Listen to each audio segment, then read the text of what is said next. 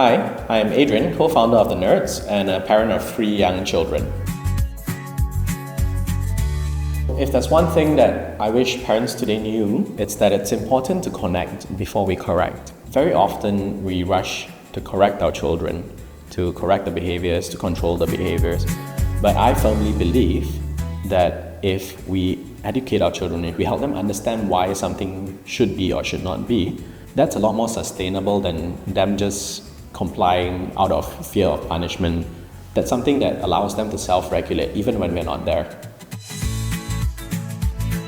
Parenting today is fluid. The environment in which our children are growing up is changing very rapidly, which means the way we parent them, the things we teach them, also have to evolve because we are raising them for the future they will be growing up in, not the current, present, or our past. We kind of have to look forward and say, what can I instill in my kids that will prepare them for whatever the future holds? Screens are an unavoidable part of our children's lives.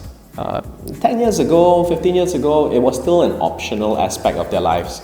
But current reality, the world our kids are going to grow up in, there's no avoiding digital exposure. I think a healthy way to expose them to it is for us to be involved as well. First off, expectations have to be very clearly set. Boundaries, times of usage, purpose of usage, duration of usage. When it's clearly set, the kids know what to expect.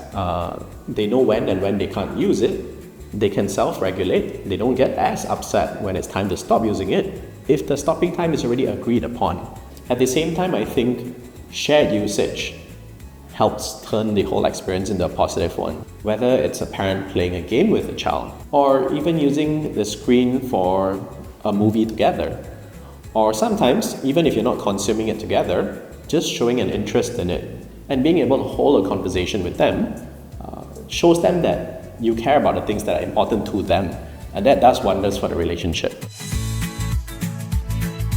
So one boundary that's worked in our home is that we have established that screens are for primarily weekends, game time is weekends, and only after the core routines are done. Let's say homework, or when they come home from school, bathing, having their lunch. So after routines, you do get game time if this is a weekend and you have done all your routines, up to a limit of 1 hour, right, per day. So because this is established up front, there's no disputes around it. They will know how to check whether they have done the things they're supposed to do. And when it's time to stop, as long as there's an alarm or something, they shut off on their own. So there's no friction, there's no disputes around it. So that having that boundary very clearly defined up front has done wonders for us. Teaching kids about safety in general without creating fear. When I started, I used to want, be careful of this, be careful of that, this is dangerous, etc.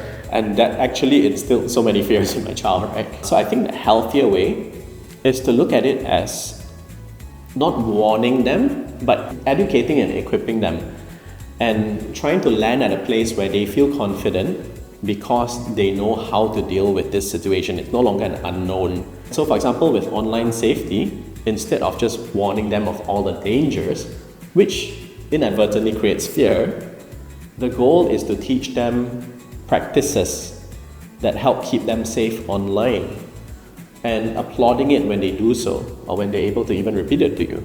Make them feel confident in their own ability to keep themselves safe because they know safe practices for online use.